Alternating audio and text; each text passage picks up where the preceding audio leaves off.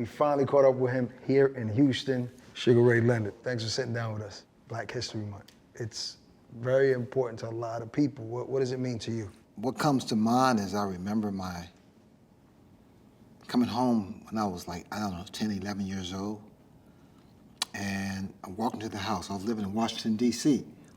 And my mother was just hysterical. She was crying. And she said, they killed our man, they killed our man. I said, they killed who? Dr. Martin Luther King.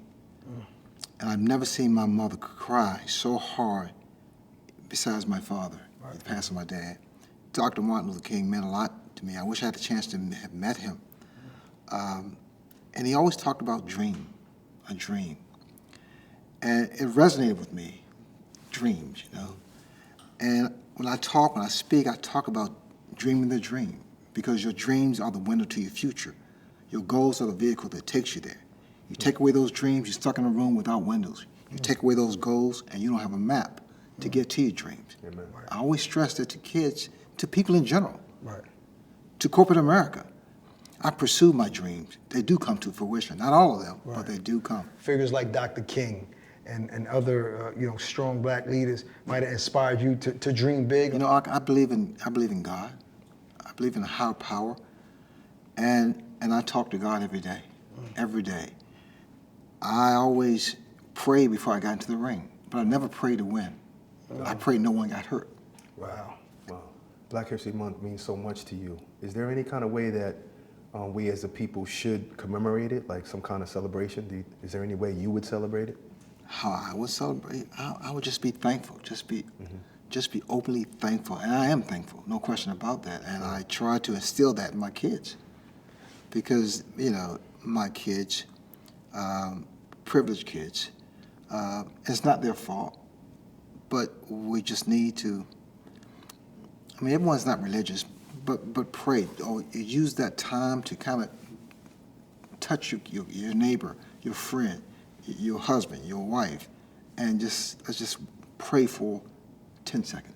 Your kids are grown now, right? Yes, they are. How would you feel raising your kids in this time that you feel is so crazy? Would you be a different parent nowadays than you were when your kids were small? Well, my youngest son is 18, and it's difficult, but I am more lenient as opposed to my wife. She's very firm, rightfully so. I mean, it's my wife who's, because of her firmness and because of her attitude, because when she said something, she meant that. Right. I became sober. I became happier. Right. You know, I mean, my life is so amazing, and that's why I tend to reciprocate. I tend to give back, because guys, you guys see me, but sometimes you don't see what's going on up here. Absolutely. You know what I mean? So the fighter is the one in the house that's the lenient one. Oh, go ask Dad. Mom said no. Exactly. Exactly. That's crazy. They asked me first. Right. And they say, is it possible for you to talk to Mom about this? So you got to convince her. Oh, my God. And I tell you what, I feel like a fighter that can't fight that well, because I know I'm going to lose. You lose that fight, yeah. Yeah. She's undefeated. I concede. I let go. I'm serious, man. How do you think a wife feels as a husband walks into the ring, like ready for war, risking his life? I didn't think about that, and Juanita, my first wife, yeah, I mean, she dealt with seeing me get beat, and then Bernadette, my present wife, she saw me lose. And I never thought about that, man, because I didn't think I was going to lose. I never thought I was going to lose until all of a sudden I look up and say, why am I down here? Right. But even in winning, it's a battle. It is a battle. Yes, it is. Yes, what is that like coming home, though, after a loss? Looking at your kids, looking at your wife, do you feel less of a man in the beginning, or? That's a good question, man. I was never asked that. But it is so, on me, personally speaking, it's so difficult. It's painful. I can imagine. But you know what's even worse is like when I'm by myself, because you could have won that fight. You could have did this, you could have did that. Oh, they cheated, whatever. But when you get home, that fighter you get home by yourself, you come to grips with reality. Because at my last fight, I was like 40 years old. Right. I fought Camacho. Which I don't count anyway. Yeah. I don't count that fight. No, because I own that. You will never see that tape on TV. You own it. So what type of advice do you give fighters that are prospects or have bright futures but take that first loss? I mean, I don't know a lot about losing, Right. but the fights that that I did lose, I could relate that to them. I could Right. talk to them about that. Right. But when it comes to coming back, should they come back? I kind of back away because I think I've had more comebacks. I think I have the record, don't I? Right, yeah. I don't Check know. it I out. don't know. think Maybe I never thought about that. I think I have the record of longest, most comebacks. The most comebacks. I would guarantee I have the most comebacks. Your first comeback is historic when you came back to fight Hagler, right? No, the first comeback was Kevin Howard. Right. Okay. But your biggest comeback that had the most profile was a Hagler fight. Yeah. I always argue with people about this fight, right? There was rumors that eventually you admitted that you lost that fight. I don't know how true is that. I felt that you won the fight, and I actually watched it about a month ago. And I got in the chat. I think Barack was in the chat. I was like, I should watch that fight. Hagler didn't win that fight, man. Hagler didn't win that fight. No, he lost. How do you feel about him actually just leaving the sport because he was, quote unquote, a sore loser or was unhappy with the decision and left the sport? Nobody's ever done anything like that. Marvin Hagler, who I love and who I totally respect. He's one of the greatest middleweight champions of all time. But he had the mentality of like Joe Frazier. Joe Frazier could never let go of what Ali did to him. That's true. You know what I mean? Yeah. It was a psychological. That was sad. It was. sad. And the way I approach, and I could choreograph fights with Hagler. The thing I did before you get it. Oh yeah, I work behind the scenes. And what I did, I kept saying to him, each press conference, we had about 30 press conferences, and each press conference, I'll plant a seed. I said, you know what? This is such a shame because you guys don't give Hagler credit for being a boxer. You just look at him as being that 3 rounds of incredible punches with Tommy Hearns. I said, this man's a great boxer, great boxer. The last thing he said at the last press conference was, I may surprise you. I may outbox Frey. Because they figured at that time, my skills had left me. It was like 4 years inactivity, 5 years, whatever it was. And I was on drugs. I was drinking heavily and everything. Wow. So they felt I had no chance. And plus, I wasn't even a middleweight. So you try to embed that in his brain so he can try to box? I did that. Psychological game. So that was really premeditated by you? Absolutely, because when the bell rung, he came out right-handed. He didn't come out southpaw. He came out right-handed. Right. He stood straight up. And that first round was a deciding factor. This thing worked. And also, I didn't know what I had left, so I'm like this. I'm nervous. And then I pop. I said, it still works. And all these things happen just like that, just like that. Right.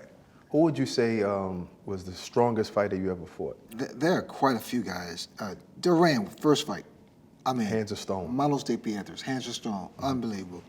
Marcos Geraldo, remember? Dying Lalonde, the white kid.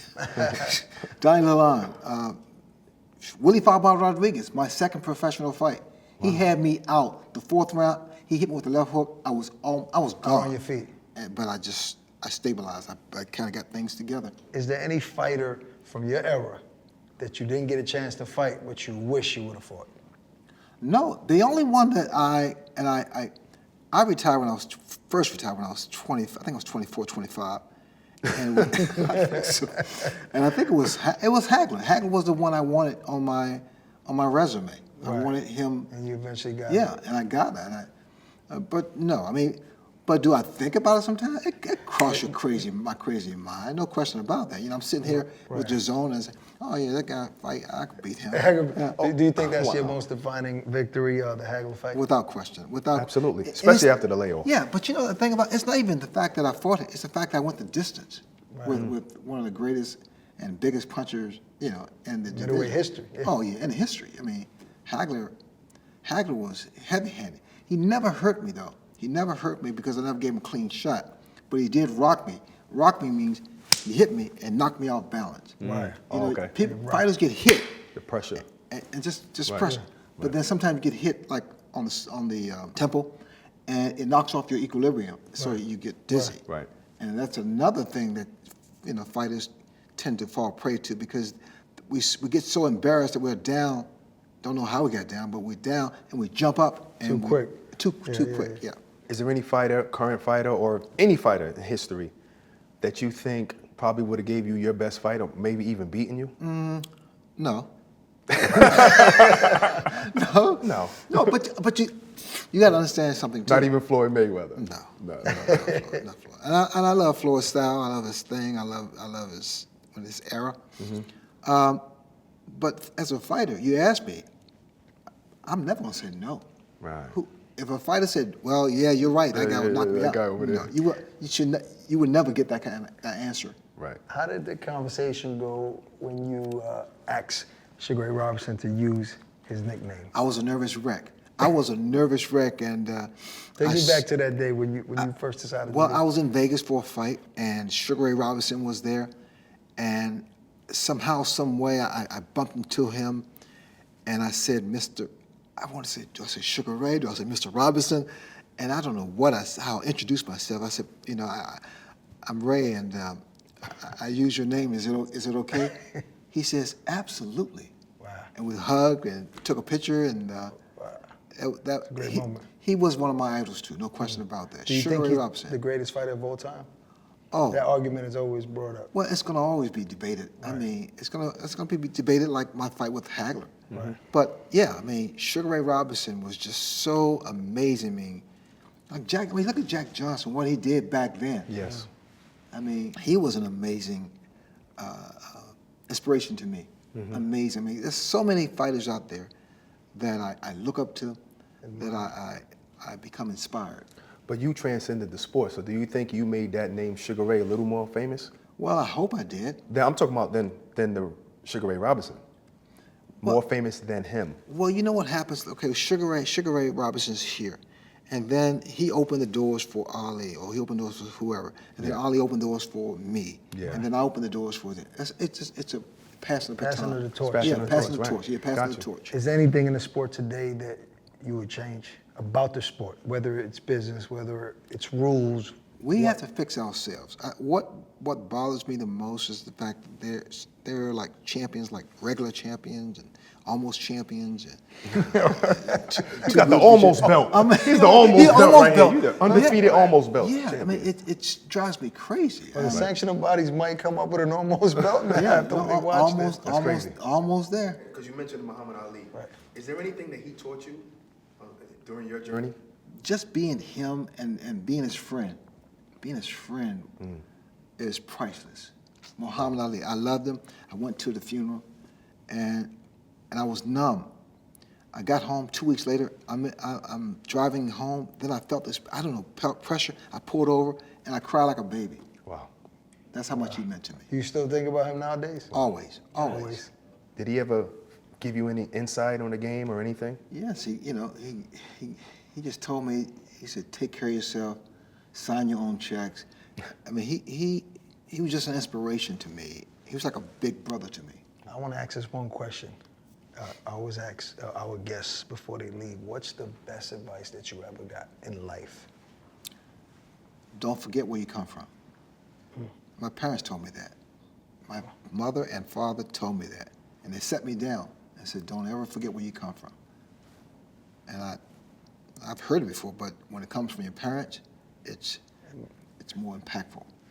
Gotcha. Well, thank you so Okay, much, man. Ray. All right, man. Pleasure Appreciate talking your to time, you. man. All right, man. There you Thanks, have man. it, the living Thank you. legend, Thanks, Sugar man. Ray Leonard.